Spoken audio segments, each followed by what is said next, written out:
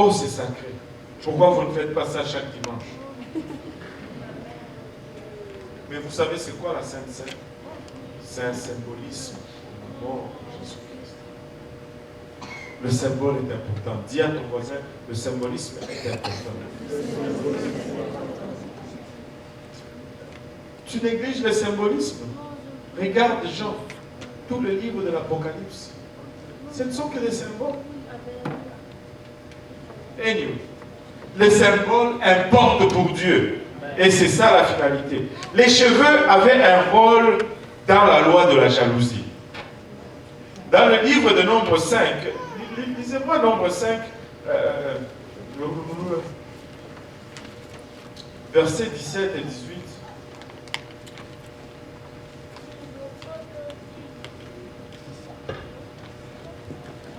Le sacrificateur prendra de l'eau sainte dans un vase de terre. Il prendra de la poussière sur le sol du tabernacle et la mettra dans l'eau. Le sacrificateur fera tenir la femme debout devant l'Éternel. Il découvrira la tête de la femme et lui posera sur les mains l'offrande du souvenir, l'offrande de jalousie. Le sacrificateur aura dans sa main les eaux amères qui apportent la malédiction. Voilà. Ça, c'est la loi sur la jalousie, en fait. Ça, c'est si le mari voyait le mouvement de sa femme suspect, il l'amenait chez les sacrificateurs et on faisait tout ceci. Mais regardez ceci. Au milieu de tout ceci, il dit au verset 18 que les sacrificateurs fera tenir la femme debout devant l'Éternel et il découvrira sa tête, la tête de la femme. Et ça, c'était regardé comme un symbole de honte devant Dieu. Quand les cheveux d'une femme étaient enlevés, elle perdait son symbole de moralité. C'était directement relié à sa moralité. Les érudits de la Bible pensent que la sentence pour une femme coupable d'adultère était d'avoir la tête rasée. Et une telle femme sera en malédiction au milieu de son peuple, si on avait continué à lire jusqu'à la fin. Et lorsqu'un juif épousait une prisonnière de guerre, il devrait raser sa tête, vu qu'il s'agissait d'une marque de honte pour une femme. Ceci répudiait complètement son ancienne vie comme païenne. Et les érudits croient que, une fois qu'elle devenait israélite, elle laissait pousser ses cheveux sans jamais les couper. Amen. Maintenant, il y a une autre chose qu'on voit dans la Bible concernant les cheveux, c'est le vœu des Naziréens. On le voit dans le livre de Nombre, chapitre 6. Les Naziréens avaient 3 restrictions spécifiques. Ils ne devaient pas manger des choses faites avec les raisins. Ils ne devaient pas toucher de cadavres. Et ils ne devraient pas se couper les cheveux pendant un temps spécifique. Hormis 3 exceptions rares, Samson, Samuel et sans doute Jean-Baptiste, les Naziréens pouvaient toujours se couper les cheveux après un temps déterminé. C'était un vœu qui était temporaire, à part ces 3 personnes dans la Bible, pour qui ces vœux étaient pour la durée de leur vie. Amen. Un Naziréen pouvait toujours se couper les cheveux après un temps déterminé. En général, c'était 30 jours, selon les Mishnah, bien que des doubles et des triples vœux pour 60 et 100 jours ont été parfois été émis. Maintenant, le vœu de Naziréen ressemblait à la vie sanctifiée du sacrificateur. Seulement, cela était un vœu spontanément à Dieu, fait spontanément à Dieu par des simples Israélites. Non seulement ces vœux mettaient un homme à part, mais l'humiliaient aussi, pointant peut-être à l'humiliation que Jésus avait ou devait supporter. Maintenant, certaines personnes prétendent que parce que les femmes pouvaient également prendre le vœu de Naziréen, selon le livre de Nombre 6, verset 2, elles pouvaient donc couper leurs cheveux comme les hommes le faisaient à la fin de leur vœu. Toutefois, ce qu'il néglige, c'est le fait que le vœu d'une femme était toujours soumis à l'approbation de son père ou de son mari.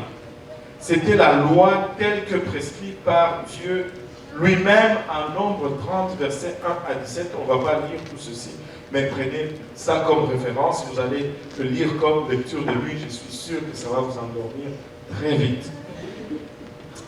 Vu que le but de l'ensemble de ces prescriptions était la soumission, et tout le monde dit soumission, et que la Bible enseigne clairement que les cheveux d'une femme sont un symbole de soumission, et tout le monde dit soumission.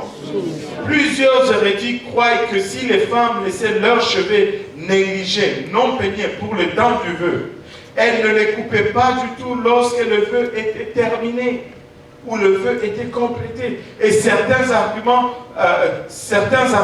qu'alors que Paul enseignait aux hommes d'avoir les cheveux courts, il a lui-même fait le vœu de Naziréen en basant cette opinion sur Actes 18.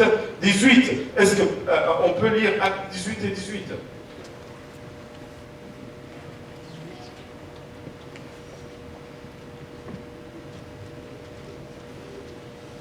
Paul resta encore assez longtemps à Corinthe. Ensuite, il prit congé des frères et s'embarqua pour la Syrie, avec Priscille et Aquilas, après s'être fait raser la tête à Cenchréa, car il avait fait un vœu. Mais voilà, car il avait fait un vœu, il s'est fait raser la tête à Cenchréa. Maintenant, si on regarde le mot vœu mentionné dans ce verset, sa racine est Euch, E-U-C-H-E. Le même mot est utilisé dans Jacques 5, 15 pour la prière de la foi. Paul ne s'est pas rasé la tête parce qu'il achevait un vœu naziréen, car l'Église du Nouveau Testament ne pratique pas le naziréanisme, si je peux utiliser ce mot. Paul était le premier à ne pas enseigner la loi. Il était contre les judaïsants. L'Église chrétienne ne pratiquait pas le vœu des Naziréens. Des fois, tu vois certains jeunes tellement zélés, ils disent « Oh, j'ai fait un vœu à l'Éternel, je ne veux plus raser ma barbe, je ne veux plus raser ma tête. » Tu n'as pas besoin de faire cela. Nous sommes dans l'Église. Nous ne sommes pas sous la loi. Il n'y a plus de Naziréens. Amen. L'Église ne pratiquait pas cela. Paul venait juste plutôt d'être relâché par les tribunaux de Galion, de sorte qu'il avait besoin de couper. Et le mot couper, vraiment, c'est le mot qui est couper ses cheveux parce qu'il allait à la réunion de prière. Il venait de la prison. En prison, on ne coupe pas les cheveux à l'époque. Et quand il devait aller à la réunion de prière, il s'est fait tout beau. Quand tu vas à la maison de Dieu, tu te mets sur ton 36. Tu ne vas pas à un rendez-vous juste n'importe comment. Tu te fais bon, beau, propre, tu sens bon, et tu viens à la rencontre de Dieu. Amen. Et il a seulement coupé ses cheveux. Paul savait que Dieu s'est préoccupé de la longueur de ses cheveux. Et c'est lui qui enseigne que les hommes sont mieux d'avoir des cheveux courts. Maintenant, il sort de la prison parce qu'il sort de la prison et là, il va avec des longs cheveux. Ça ne marche pas. Il ne va convaincre personne. Amen. Remarquez que Jésus n'était pas un Naziréen, plutôt un Nazaréen, de Nazareth, nom du vœu de Naziria. Il buvait le fruit de la vie. Jésus buvait du jus de raisin. Amen. Il touchait des cadavres. Et quand il les touchait, il les a ressuscités. Vous rappelez-vous de l'histoire de cet homme? Il y avait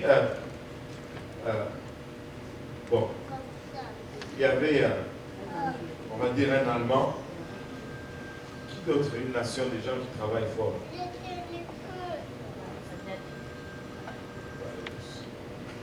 Pardon? Bon, les Hollandais, on va dire les Hollandais. Bon, je suis un peu douteux. Et on va prendre les Hollandais. Les Hollandais. et puis un Québécois. Mais non. Là, ils étaient à 3, ils avaient tous des bobos. Et Jésus vient au milieu d'eux.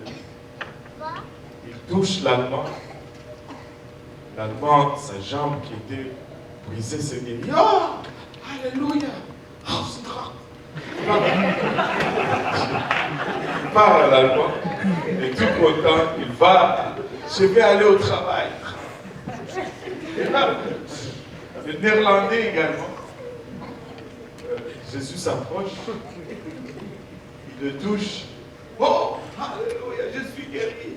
Mon bras qui était mal, je suis guéri. Et je vais aller au travail.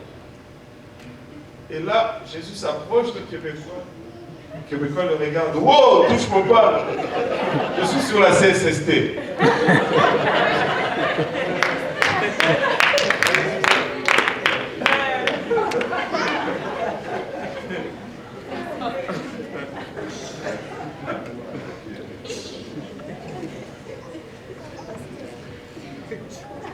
Bon, ceux qui travaillent l'ont compris. Mais non. Jésus n'était pas un nazirien. Il était un nazaréen. Okay? Il buvait du fruit de la vigne et il touchait les cadavres et il avait des cheveux courts. Amen. Jésus avait des cheveux courts. Amen. Là, vous me dites, mais comment ça? Toutes les photos de Jésus qu'on a vues, il a des cheveux longs. Laissez-moi vous dire qu'il n'y a aucune photo de Jésus-Christ qui circule. Parce que l'appareil photo n'était pas inventé dans l'an 33. Ça n'existait pas, cette affaire. Tout ce que vous voyez, ce sont des dessins ou des imaginations. Et la première personne à peindre Jésus-Christ avec de longs cheveux, c'est Michel-Ange. Et Michel-Ange était gay. Il était un homosexuel. C'est pas Jésus. Jésus n'était pas beau comme on nous le montre. On nous montre un beau visage, de longs cheveux. Jésus n'était pas comme ça. Regardez l'Apocalypse, la description de Jésus. Il a des cheveux courts. Il y en a même qui disent que ses cheveux étaient même frisés. Parce que ça dit comme de la laine. Là, vous, les femmes, vous voyez vos cheveux frisés. Ah, moi, je vais les friser.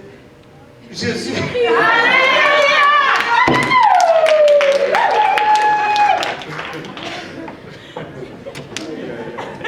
Là, c'est juste la face. Relax. Sois juste ce que Dieu t'a créé. Il a fait un meilleur travail avec toi que quiconque. Amen. Nul ne peut pas battre Dieu. Jésus n'était pas beau. Oh, moi je suis laid, les gens ne me regardent pas. Tu es tout comme Jésus. Il n'y avait aucune beauté en lui. Rien pour attirer le regard. Oh, les gens ne me regardent pas. Alléluia. Il y en a un autre qui a attiré le regard. Il a fini en prison, Joseph.